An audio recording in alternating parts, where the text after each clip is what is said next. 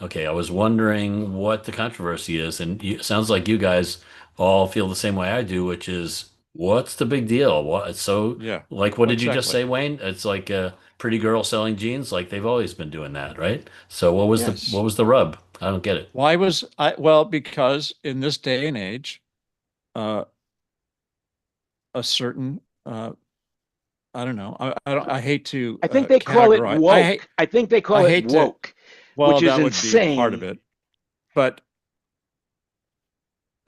there were a number of people that, for whatever reason, decided that having a pretty white girl sell you jeans was somehow a fascist dog whistle or racist or whatever other arguments they had about it. Pick And your it's victim completely category. unhinged and off the Yeah, rails, and pick it's your victim completely category. You're stupid. right. Like, why is the biggest selling poster of all time Farrah Fawcett? Farrah Fawcett, right? Yeah, Because she's a pretty girl and you can see her nipples through her bathing suit. yeah. Yes, yes. And Okay, now I'm Jan, just with finding that, out I about think it we need to now. welcome everybody Unbelievable. because Well, thank you for clearing that up, you guys. Now I'm really now I'm really confused. Yeah, well, hey, welcome. But before you go any further, because we're going to confuse you big time this time, welcome to our 206 sex. You got look what you got me done.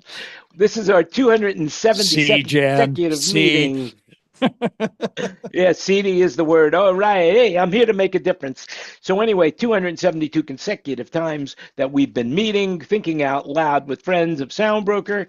And hey, welcome. Just remember everything you hear today is an opinion. So, do your own research. And hey, I never even heard of the Sweeney chick until Which all of a which sudden. volume? Which volume show did you say? I thought we were past 272. I thought we were up like 278 or something. Now we're at 272, unless I miscounted. But I think it's 272. I'm pretty sure it is. But Take the off your shoes reality next is, time so you Well, can count yeah. fully so all the way But so hey, down. Jan, speaking, speaking, but what was the first one of these meetings? Do you remember the date, or do you have it written down somewhere? no, but it was, let's go backwards in time. I'll figure it out. 272 weeks ago. Yeah. Right. Yeah. Somebody, So somebody that do that with somebody do that with AI, and you'll Siri, get yeah, the Siri answer. could tell us that. But the Yeah. point is that was during COVID. It Yeah, must have been March or April of 2020, I'm thinking. yeah. Yeah. Yeah, it was. It was definitely, yeah, Actually, definitely there was a And during lot of COVID. and interesting things that came out of that that certainly fail to remotely cover up the damage that was done by those that lied to us on every topic during that time.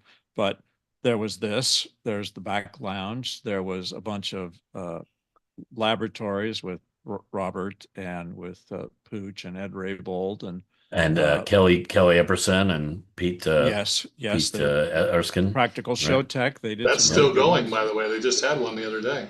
Yeah, they Pooch don't do has it But one every week the like they used well. biggest to, but one for me was that actual TV news networks realized that they could have a remote that doesn't need to be high quality. It doesn't need to be a satellite. It can be a Zoom remote instead of a satellite remote, and that was a big difference. All of a sudden, so many people were doing their broadcasts from their home during COVID anyway, so they just continued it, and that I think is a huge difference in broadcast TV. Don't you think, Fred? yeah.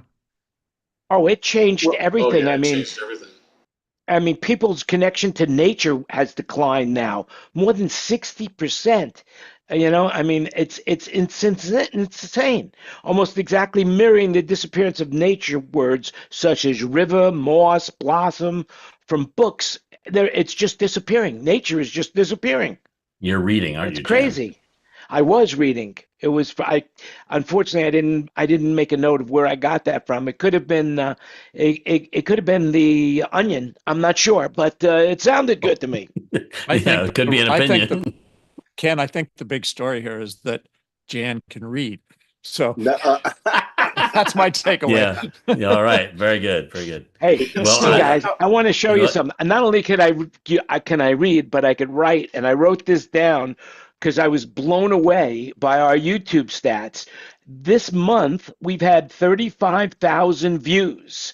76 hours of watch time, and 9 new subscriptions. So there you go. People are paying attention to what we're doing. Let's see, how many people in the room? 9 times. I guess it's all of us just watching it afterwards. So there you have it. But very impressive, guys. Very impressive. I think it's Yeah, going to be a slow night on YouTube for us right now because the Kelsey brothers live with Taylor Swift is on right now, and they currently have 1.76 million people on a live stream. now Yeah. was that And even one of now them was is that me. even was that even possible? Was that even possible Yeah. pre-COVID? No, no, it was One not. No. point You'd something have to be million? on either broadcast TV or cable TV.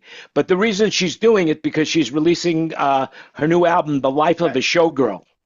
Oh They yeah. haven't even gotten to it yet. It's been on for an hour and a half. Yeah, well, hey, keep them waiting. Yeah. On a lot of the YouTube videos that I watch, I hear the people say, "Now stay till the end, and we'll Yeah. give you," because evidently the longer people watch your video, the more credit you get with YouTube, and I guess the more money you make. But hey, stick to the end, and you won't be disappointed.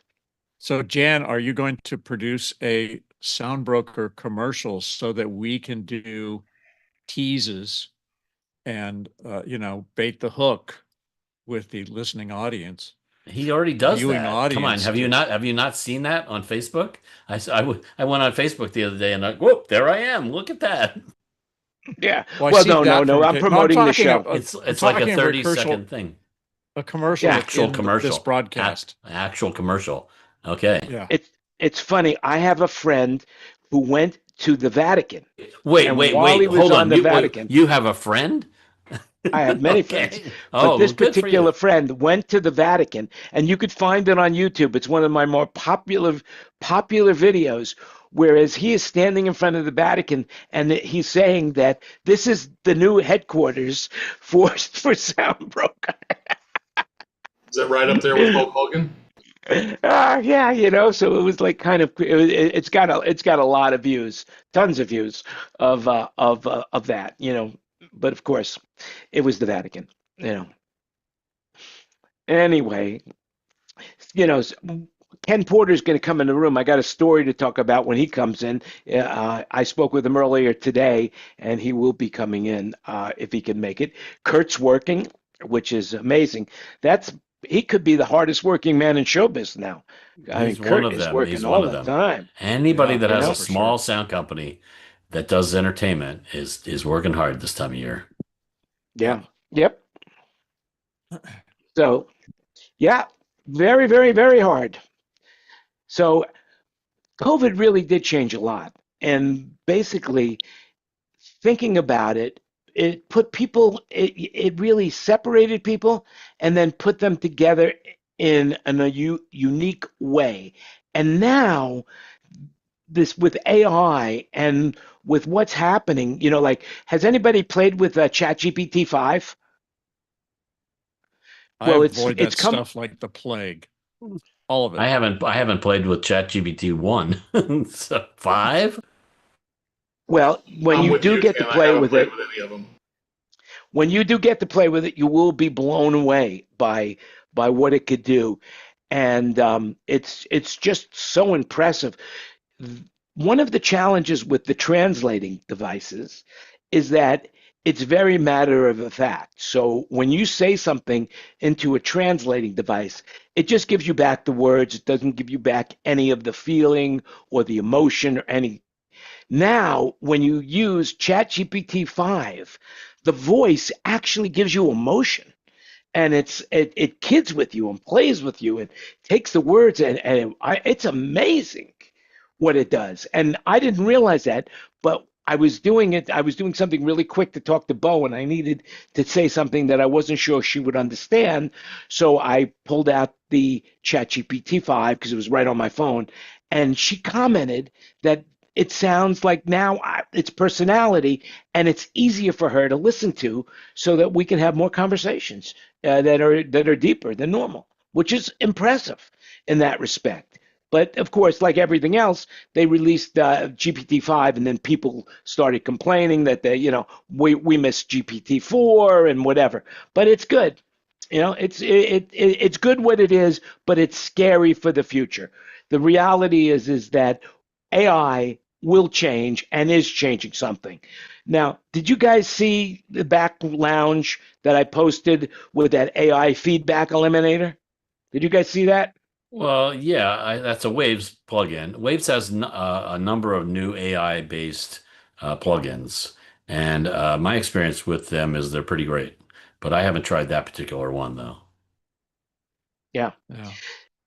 So Jim, I mean, when's the back fortunately, lounge fortunately, I'm lucky enough to operate generally systems that are high enough caliber that with proper EQ and a little ambient noise suppression and proper deployment, I don't really feedback is not really my number one issue.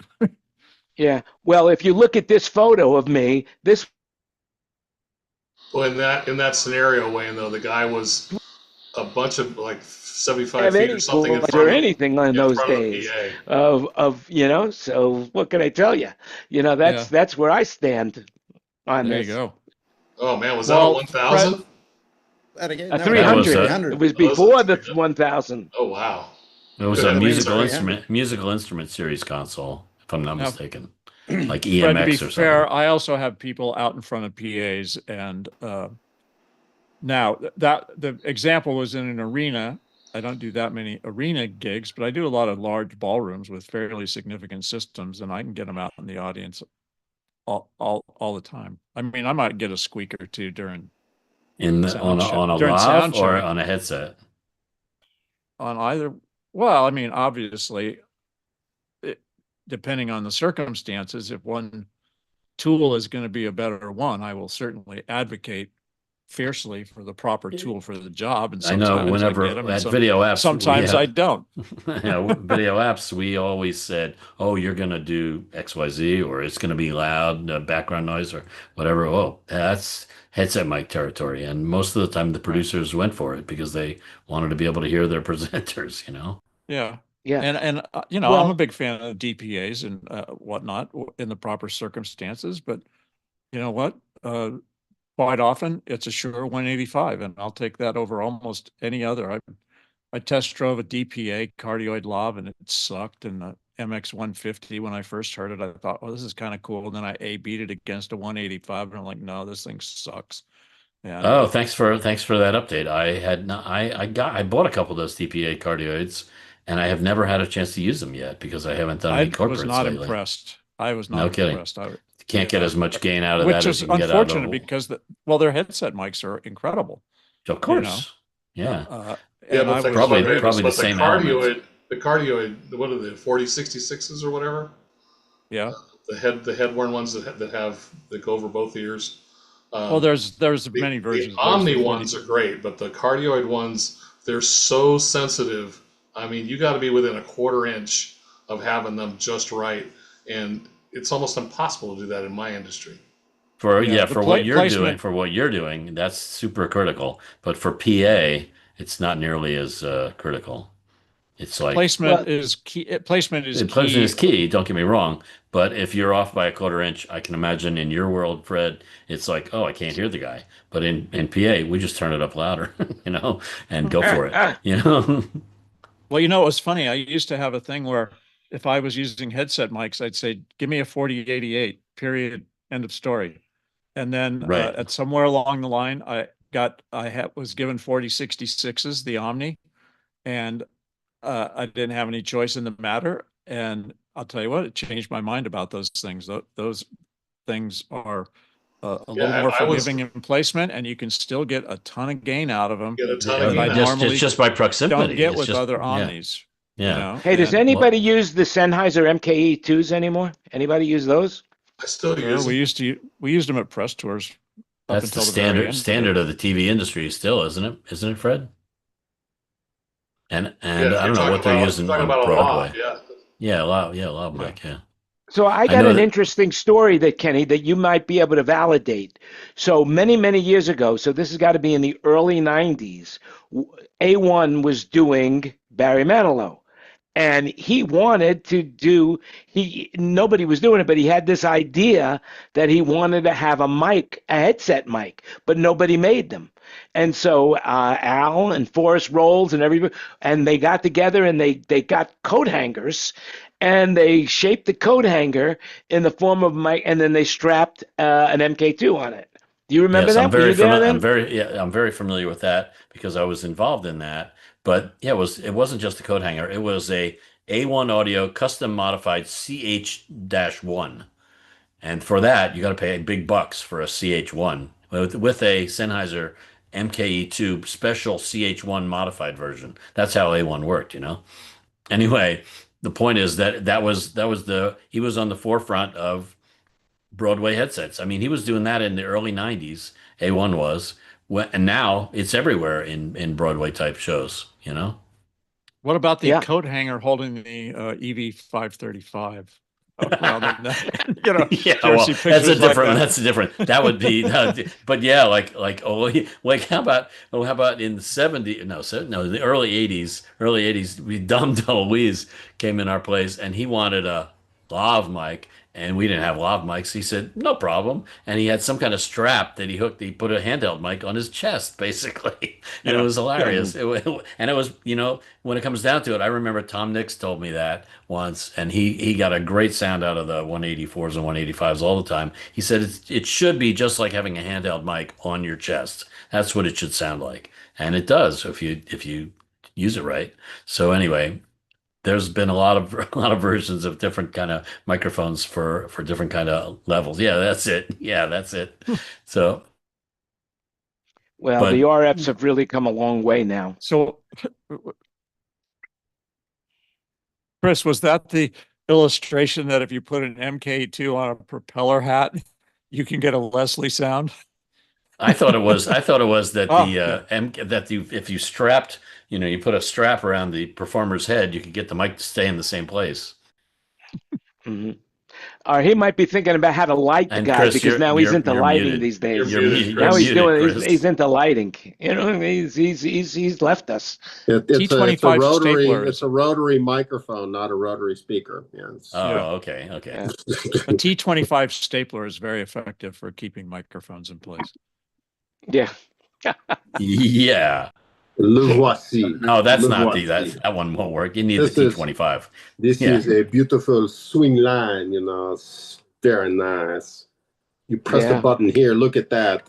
But let me tell you a story about the about headset microphones. If we're talking about headset microphones, Carl Countryman was a genius and one of those genius inventor kind of Yeah. people. I don't know if you guys have met him back in the days when he was still with us, but he had some headset microphones, and then he came out with the E6, and the E6 was okay.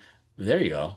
But the problem with the E6 was it wouldn't stay in place because it's so sort of thin and flimsy. So if it's somebody that's running around the stage or doing anything other than talking, it has a tendency to move out of place. So I asked Carl, I said, can you integrate one of your headset mics with your E6? So he made me, and somewhere I have it in the garage, an E6 on a headset, band. So it's an E6 capsule and rod, but it's on a headset type band, so that it was stay in the same place all the time. It was quite an innovation.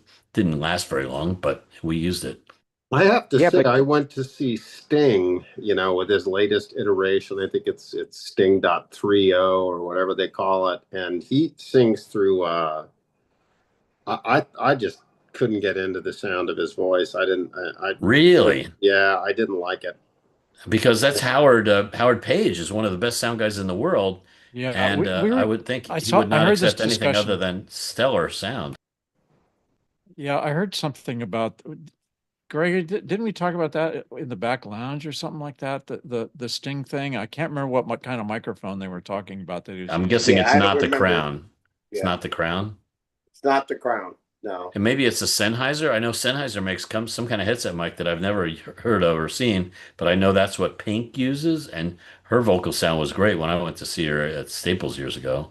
But Mhm. and what Yeah, about but it's and not what? the same microphone that what you call remember last Super Bowl show, last two Super Bowls, the lab mics, the headliner, the two guys that are fighting LeVar, and then before that there was the two rap artists, and they had those black, black foam, the Sennheisers ones that come down on the left side rather than on the right side, and I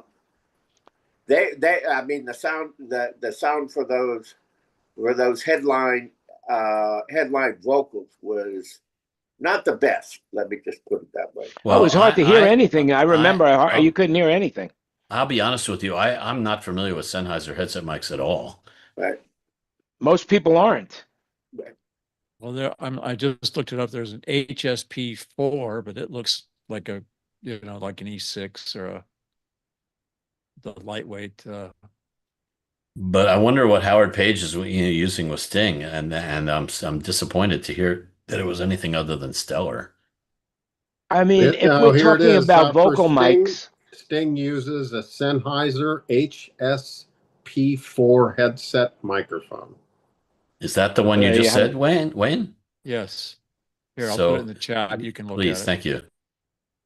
yeah, I mean, most people don't use. I think it was Kurt that was talking about it. We should ask him about it when he comes in, because I think Sting was up at one of the. He was wearing the venues. same mic. He was wearing the same mic at Kurt's show that he was wearing when he did it here in LA. Maybe that's It seems more people where you Howard Shure Page driven. stuff than Sennheiser, I would think, as far as vocal mics go. Well, I'm really surprised in our industry, given that Crown doesn't even make the CM310 or whatever it is anymore. How valuable they must be to those that want them and have them, and that nobody has really come up with a serious competitive product in that space. And I'm just flabbergasted that that's the case. Yeah, well, because maybe if somebody's listening in now, you've given them an idea for a great product. Well, they can sell at least like 3 or 4 of them, because the headliner, the big stars like Michael Jackson used to use that, Janet Jackson used it, Madonna used to use that. I guess one of the advantages of it was that you could flip it up and down, and it would come back to the exact correct position when you flipped it down. Is that one of the advantages? And it was a great sounding mic too, at a close proximity like that. Garth And Brooks, I remember. Oh yeah, Garth Brooks, right? Yeah, Garth Brooks. Yeah. And I remember, didn't Crown also make a floor microphone that the tap dancers always used to request? Well, the PCC 160s is a standard for that. Yeah. Oh yeah. Do they still make them? That is a good question. Wayne's going to tell us. I've got a few of them. Oh yeah. Okay. Not a lot of tap dancing going on around these days. Oh, you might be surprised in the theater industry. You might be surprised. I use the PCC. Well, I wouldn't be surprised. What do you use it for, Fred? All the effects mics. I put 10 of them around the hockey ring, right behind the goals and the reds and the blue lines. It's like a directional PZM, right? Yeah, it's great. And so, what are you picking up with that? Sounds of the ice. Hockey players yelling at each other. All the skate noise, all the stuff that goes on inside of the glass. How about I think that? we have a new ringtone, Kenny. A new ringtone. All right. I mean, I've never listened. I've never watched the hockey game, but that's what I assume it sounds like. Okay, what are we showing there, Wayne? We're showing the ultimate. Yeah, what are we showing, Wayne? What do you got? Ultimate You got to what? speak It's up, kind of man. blurry. The ultimate Howard Page method. The Howard Page method. Ultimate. Large That's scale his concert bedtime sound story. systems. That's what he reads Yeah. just before he goes to bed every night. So does it say anything about headset mics in there? I don't think so. I think it's just more about tuning a PA. That's Yeah, the long time since that guy's into it. I did a panel discussion that I was on the panel and he was on the panel. I was like, wow, dude. because he was working at Jan's. I've never met him or spoke to him, but he was working. I showed a photo one day from a 1983 book, and they built a particular wedge for the James Taylor tour at Jan's. That's what it says in the magazine, anyway. but the magazine's 83 or 84. I showed it once, just the picture. He was sitting there and he had rolling graphics.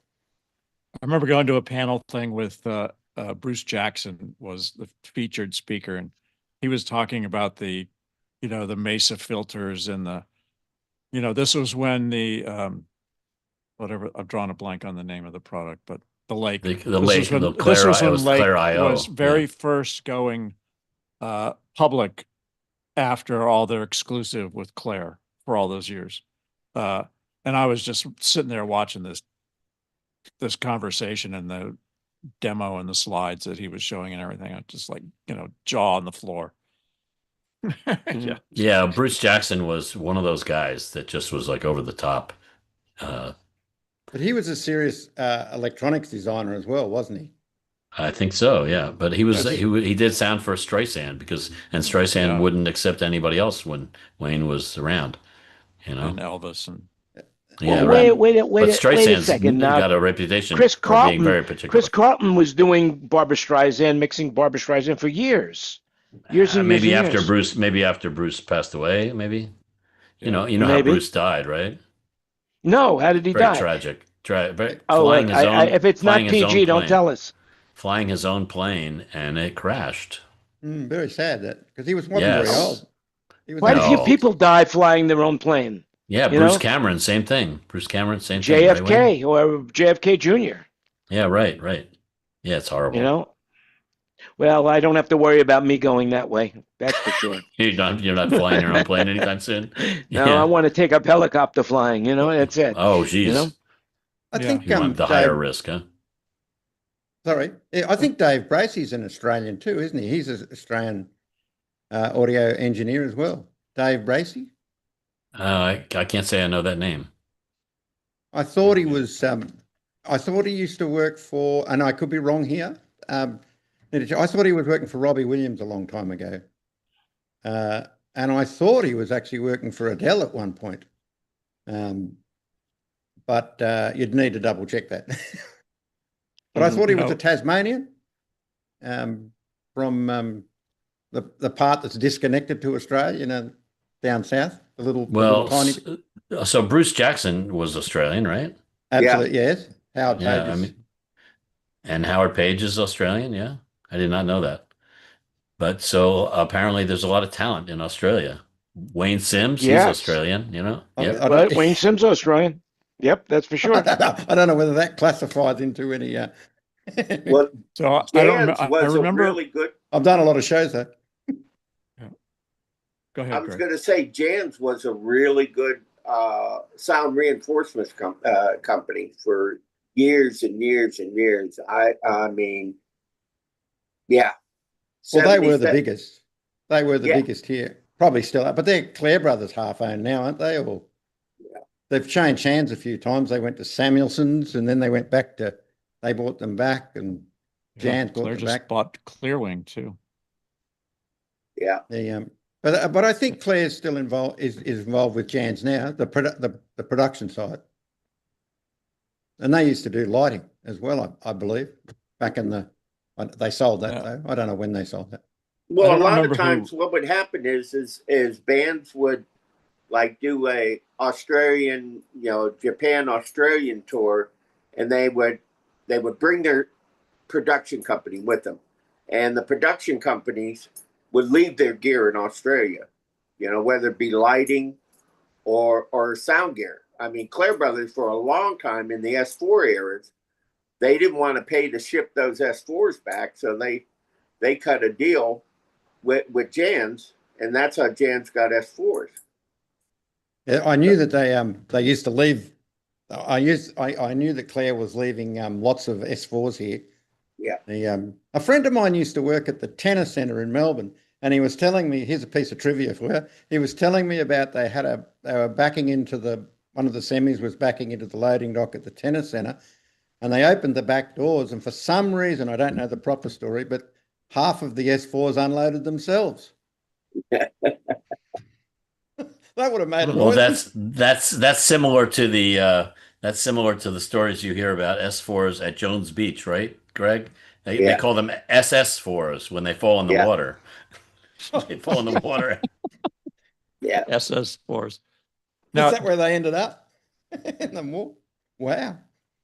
yeah, You know, I don't remember who I'm was reading back in the day, but I remember there was articles about, particularly about Streisand and Pat Benatar, where there was a lot of time, effort, money, etc., built to develop PA systems for those artists that had no compression drivers, because obviously the female voice through a compression driver can get kind of harsh. Uh, and it's been a long time, but I remember way back in the day reading several articles about the lengths to which people were going to avoid compression drivers for those artists. Well, I had And a the small hanging of regional. drape. Yeah, I think that must be in later years with Pat Benatar, which before she got really huge, she was touring the Midwest, and so I was with a company called Factory Productions in Columbus. We were the house sound company at the Agora, because the Agora had changed hands about 6 times by then, and so it was, and we toured with them all throughout the Midwest, 2,500 seats or less. And it was real special actually then, because they were still, it was the original band that had their hit album. And we what had a band lot was of that, horns Greg? playing. What band? Pat Benatar. Pat Benatar. Yeah. Yeah, not Streisand. No. No, thanks. Well, Sinatra was enough for me. So I hear you. where did you do Sinatra? more Albert Hall. Oh, With wow, how IES. neat. Wow. And That would have been in the early 70s then, yeah? yeah. Neat. I mixed the orchestra. We had 6 30-30s, Mavis 30-30s. Oh, wow. All the Mavis 30-30s made in the world were Wow. there. Now, do you have, Greg, do you have a backstage pass collection of all of the shows that you've done? No, I used to have them in cases, and then my cases got stolen. Oh, So wow. no, and then I moved around. At that time, I was a gypsy, so they would say, Greg, I would get a 6 months work visa for the UK, and the tour was only 2 months, so I wouldn't return. And I do pickup dates with ML Productions or Martin or whoever. So I was a gypsy, and I'd worked, Gypsy, the translation to gypsy would be audio whore, right? yeah, pretty much. Oh, You really? There you see go. me on the M4 with a cardboard sign, Well, there you go. There's a snippet we We'll can do put up sound for online. food. Yeah, right. Yeah, that's right. We'll push traders for food. Yeah, right. I think about it right now. I've been thinking about it, and it's like, here we have, people in the room: Wayne, Greg, Kenny, And Denis is here now. Denis just and popped in. Danny. Yeah. And the acts that we have worked with or have been around, most people in their life wouldn't, they've only seen them on TV or heard them on the radio. And yet we've had the experience of actually working with so many of these famous stars, but yet, do we take it for granted, or do we say, wow? And the reason I ask about those backstage passes, because I just found, I was going through, can you see Oh, that? wow. Yeah, keep it. And this is, believe it or not, this is one of the highlights of my life, this show. Mhm. And this is Keith Richards, and the date was January 23rd, 1993. But before I would tell you that story, I would have to show you this backstage pass that I have, and that's from Bon Jovi. Yeah. And the reason why this particular show was so impressive in my life is because I was with John Bon Jovi and Richie Sambora up in the lighting booth watching Keith Richards perform, and I was sitting on a road case, and both Richie and John were they were standing by the hole in the wall, looking out at the show, and then they decided that they were tired, so they sat down. One sat on the middle, the right of me, one sat on the left, and then when Keith was doing his famous songs, they were singing harmony, and I was right in the middle. Blew my mind. And that is and when I saw this, it just validated the fact. Now I knew exactly when and where it took place. So there you go.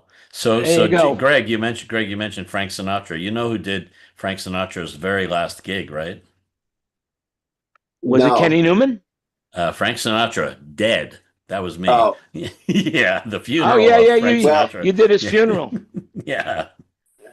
At least he wasn't complaining about it. He wanted a little more gain. Not even close. No complaints. In those years, though, his organization was amazing, in the sense that nobody could speak to him.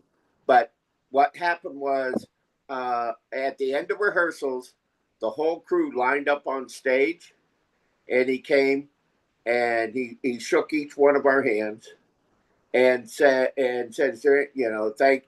just said thank you, and shook all our hands. And then one of his, PAs or whatever came by and said, "Is there anything that you need?" And I said, "Well, I had quit college to go into the music business, and my parents, this is going on the third year of them not speaking to me. So I told them, I said, could I have a signed photograph?" And I told him the story, and he said, sure. And sure enough, by the last show, I was given this old, brown manila wrapped framed photo, and it said, "To Phil and Lucy, thanks for your son's help, Frank." So I sent that to my parents, and Who's that was Phil their and Christmas Lucy? presents, And after Mom and that, Dad. it was my boy, my boy. Yeah, He that's works for funny. Frank. Who's That's Phil funny. and Lucy?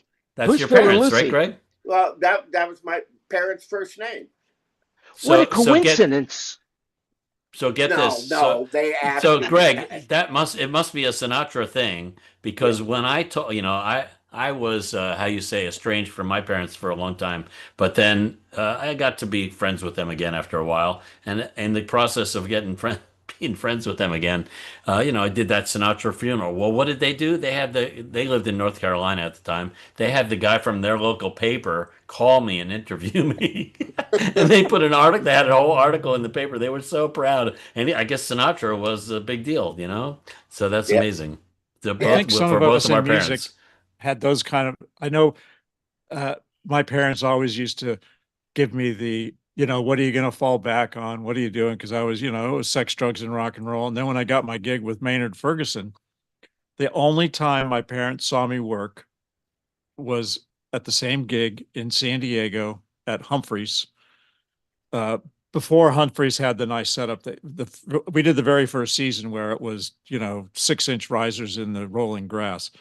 Oh yeah. But I brought them down there, and they'd been divorced for a long time, but they both came, and I took them on a tour of the PA, of what I was doing and the whole bit. And then they got to watch the show, and it was music.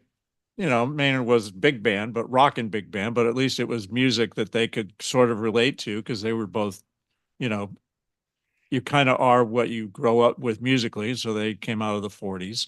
And after that, I never heard another word about what's the backup plan. Good for you. Yeah. That's fantastic. It That's was great. like legitimacy was conferred that day. That's great. It's funny that you mentioned Humphreys. I did one show at Humphreys with Kenny G, and I was working for A1 Audio, and I picked up the Kenny G tour, and the first date was Humphreys, And Al Siniscal wanted me to go down there as an A3 so that I could pick up the cables and do all the grunt work, so I knew what went into being a sound guy on the road. So Yeah, that Wayne, was Humphrey's a Humphreys. great venue. Wayne, that picture you posted in the chat, is that a Heil board? It's a Mavis. I looked up Mavis. They just Yes. happened to come up under the Who. So Yeah. there you go, Greg. There's your Mavis. Yeah. Yeah. Well, there was two models of Mavis. There was a 30-30 and then the 16 channel ones, or actually 15 channels. So the 30-30s were the quad ones. The first U.S. tours with that was ELP in '72. So then, which one had quad panners on every channel? That's a 30-30. Yeah. And then they had a center I have- wing. What you 30-30 is basically two wings of. They were supposed to be 15. There were supposed to be 16 channels, but they were 15. That's Out. what that one is. It's in the picture. I just counted. It's Right. 15 faders. Right. And there was 4 groups, and then those would go to a center module, and each channel had a quad panner. So it was native quad. And then the center module would then you can mix all the subgroups from both desks, and then that had a master pan as well. Well, what we did with Sinatra was we just double ganged. We had 3 sets of those. We had 9 desks. We took up an entire row with the Royal Albert Hall. They couldn't sell tickets. We put the lighting guys up in the rafters. They weren't allowed on the main floor. So yeah. Well, it sounded like you had a good time over there, and you worked hard and you made money. Love it. What a great story. I was young. So they didn't pay you, right? You got away without paying you. Yeah. And yeah, that's it. You did it for the experience. I must have heard of Mavis console because I went and saw the ELP brain salad surgery tour that they did in Quad. And yeah. I didn't know anything about mixers at that time, but man, that whole thing blew me away. It was so I remember that was all the IES system with the blue horns. Yeah. And I saw it at Madison Square Garden. I saw that show. Yeah, you know all who JBLs, was the right? A3? Well, there was no A1, A2, A3 on that. I was Night Bob Chakowski was the systems guy on that tour. So wow, because there was only for that whole quad tour, there was 3 sound guys. That's it. Amazing. Wow, that's amazing. You know, I mean that's the same.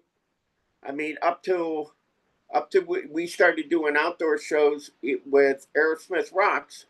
There was 3 of us on the sound crew. One guy, Night Bob, did up front. Rabbit did monitors, and I did everything else. We all did everything. But during the show, you know, I would climb a flying basket and go ahead and replace a speaker in a 4560. And then, you know, it was a fun time. Now, when you look at it, you know, you got 4 buses of sound guys, you know. And the equipment is so far advanced from what we had back then, right? Yeah. Oh, yeah. Yeah. But another world. The whole thing is just a second, Dave. There you can control horizontal arrays. You know. Yeah, we had no concept of vertical, how to control, you know, it was all just aiming and, you know, it wasn't cohesive. It wasn't time aligned to anything. If it wasn't time, you know, if you couldn't hear it, you just turned it up, you know. Right. You Yep. turned up the crossover. There you go, man. That's a great story. All right. So Right. go ahead, Ken Denise. Porter, we are very honored to have Ken Porter in the room. I was just reading, and you know, normally you just don't read news stories about somebody you know of, but hey, Ken Porter made the news, man. He absolutely made the news. He did a huge install and with Martin speakers, and who would have thought? Martin makes some great speakers. It's on Yes. mute. You got on mute, Ken. It worked. Hey, Fred, one other question too I want to ask you is, are you going to Italy in February? No, I'm going to be in Stanford. I'm on the receiving end. Because Yeah, I I'm thought going- they what had is that? Pray tell. What's going to happen in Stanford? I mean, what's happening in what's happening The in Italy and Olympics. Stanford? The Winter Olympics. Ah, the Winter Olympics in February. Yes. OBS is in capture. Olympic Broadcasting System, right, Fred? Olympic broadcast system, yes. Yeah. Yeah. Yeah. No, I'm gonna be in Stanford with NBC again. I think I'm doing Friends and Family again, like I did for what was the last one? Paris. Yeah. Well, I'm What's looking forward Friends to and seeing Family? that. It's kind of wraparound interviews of the athletes when the event's over with. We bring them over to a camera and they get to talk to their family back in the United States. People who didn't get to go. Oh, interesting. Okay. Yeah. Do you So shoot it's, the pre stuff too? Do you edit the pre stuff like the package before they swim about their family or no, whatever? no. I was strictly doing Friends and Family. The first time I was at Stanford, I was doing I did short track, I did soccer, I did the Twitter show a couple days. They had a big set out in the lobby, and they had this half-hour show called the Twitter Show. That was one of the coolest ones I did because I got to be in the surround room for that. It was a nice, huge room. I mean, it had to be 30 by 40, with this whole Atmos thing set up all around me and everything. It was cool for a talk show. It was pretty amazing. I obviously didn't get to use any of the Atmos stuff, but the room was set up to do that. But yeah, the Friends and Family thing is fun because we just kind of wait until the event's over with and then hook up with family members or go into a bar, where a bunch of family members are, and then they get to see all their fans and stuff. So it just brings the athletes closer to being home. Has anybody in this room ever been inside of an Olympic Village other than myself? Yes. That is really amazing. The Olympic Village is absolutely amazing inside. The camaraderie, all of the athletes, all the different kitchens, all the different ethnic varieties of everything that you could think of from all over the world all comes together. It's pretty impressive if Yeah, you ever get a chance to do that. I did Atlanta and Salt Lake City. The first one I did in LA, I didn't get to go much. I was doing fencing. I was kind of stuck in my venue. I didn't really get to go out. But Atlanta and Salt Lake City, I got to go all over. It was great. Atlanta I was in where Los they had Angeles. where they had the bomb. Yeah, I walked past that bomb 15 minutes before it went off. Yeah. I walked into my hotel room and turned on the news and saw what had happened. The phone was ringing. It was actually the guy I was working with's wife trying to get a hold of him. He wasn't answering his phone, so she called my room. And I said, "Yeah, we just got here." She goes, "Turn on the TV." And that's when all hell was breaking Yeah, loose.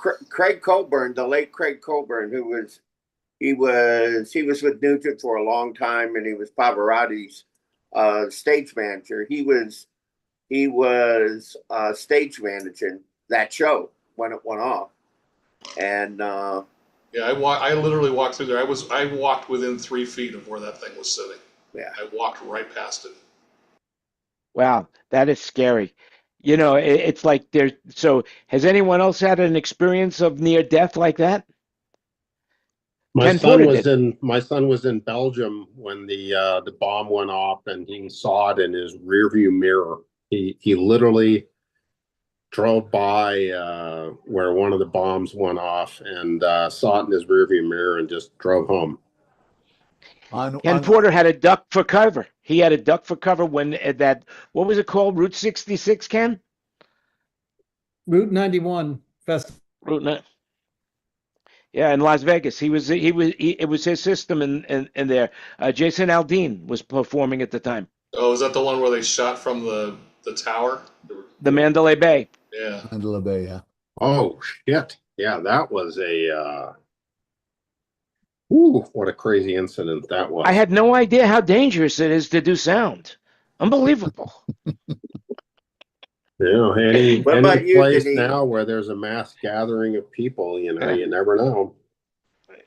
Yeah, Denny, so what were you going to say?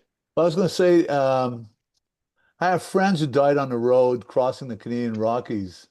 And a couple of years later, I was crossing the Rockies with a guy who's never driven. It was a 10-ton truck. And I was with him in the truck. I don't know what I was doing there in the truck that day, but It was anyway. winter? No, it was not the winter, but what happens is this place, it's called Kicking Horse Pass. This should tell you something. And it was the worst downhill in the Canadian Rockies in those days. Anyway, so friends of mine died there, and I'm going, and you get at the top of the hill, and it's the must check brakes, and he drives past that, and then the next sign right after that it says, "Go to lowest gear," and he goes from wherever he was down a couple of gears. And I'm going, what the fuck you doing? Why didn't we pull in? Oh, my truck's brand new. Don't need to check the brakes. Anyway, I'll save you the rest of the story, but I thought I was going to fucking die. Sorry about the language. But anyway, at the end of the... No, it makes good watching. Makes so good anyway, TV. So anyway, after, at the bottom of the hill, there's a bridge at about a 45-degree angle, and the lip of the bridge is barely 2 feet, so it's not going to stop you going over. Anyway, we make it across, and the driver is I can't feel my legs anymore. Once I gathered my mind, I screamed at him for I forget how long, told him to pull over and get away, stay away from me because I'm about to hit you. And I thought, I almost died exactly where friends of mine died, So, fortunately now that pass, they've made it 4-lane wide. It's got all the security. Everywhere else in the Rockies, you have those runaway lanes, but they couldn't build one at that spot because there was a rock wall on one side and a cliff on the other. And at the bottom is that bridge. And it curves, so you have a choice to make. Do you go into the wall or do you try to go for the bridge? And so my friends, the driver decided to go for the wall, and that's where they died. My driver opted to go for the bridge. He cut across the lane, nobody was there, and I couldn't even see the rail. I mean, but wow. We pulled over, and I'm telling you, thank God he was far from me because I would have beat him senseless. So that's where you became prematurely gray? Is that what happened? I lost a lot of hair that day for sure. It's it. And a change of underwear. Yeah. I'm sure was in the, is in the thing, Wow, Now, some great one of the- stories here today, but I got to run. So great seeing you Hey, guys. before you And I'll do it, see I you want to tell you Ken. one. I had a horror Right, experience Ken. the other day, Kenny. I went into Blockbuster and I tried to rent a movie and it was closed. Yeah, that's good. Unbelievable. Yeah, nice. See you, Ken. See you, Ken. See you All right, again. take it easy, you guys. Second. Anyway, so lots going on in the world. I wanted to say, Ken knows this, but I'm putting my house up for sale, and I will tell the story. Tune in next week, and you will hear the whole story about what happened with my house up for sale. But I've got all of this memorabilia, and I didn't even get to show Kenny some of my Barry Manilow, memorabilia, which I do have quite a bit of. Anyway, been around a long time. Most of So, us have. who's got something to say before we go off the air? Because we've been on the air almost an hour. Got 5 more minutes that I'll run this, and then we'll talk about what things we want to talk about. Good. Nobody's got anything to say. All right. That's unusual for I'll this say- crowd, I have to I tell don't you. know. I'll Do we wanna save talk my about harrowing story experiences? till next week. It wasn't Yeah, I as like this harrowing experience. You know, it's really cool. I mean, I'm sure everyone's got a near-death experience. close. Yeah, when you get to our age, yeah. Currently, or I've had one some when I was younger. I've had some. I've had a gun pulled out on me. You know, Oh, yeah. I came home one. I guess well, I'm not going to tell you that story. All right, we'll have to wait for next week. But I've had some experiences, and I'm sure we all have. If you've been around as long as we have, everybody's had some experience where you thought you were going to meet your maker. You know, Or you weren't going to get out and alive. that's right. We weren't going to get out alive. Nobody gets out alive. That's for sure. It's harrowing. Yep. Very, When they very start harrowing. taking your passports, that's when you start to worry. Who takes your passports? Well, that was the story I was saving for next week, actually. Oh, very, very, So very tune good. in next Excellent week, story. and I'll tell you about oh, it. speaking Well, of the Well, teaser, there's the teaser right there. yeah. Yeah, let's call it quits now. All right. Everything you heard today is an opinion. Do your own research. Remember, you make it happen. We'll see you again for our 273rd or 279th show. Who knows anymore? Whatever. We'll be here. You be here. And if you want to, remember to click the like button and to share share with your friends the show and stick till the end. Yeah, that's it. Stick till the end and you'll have a super surprise. All right. So don't leave now.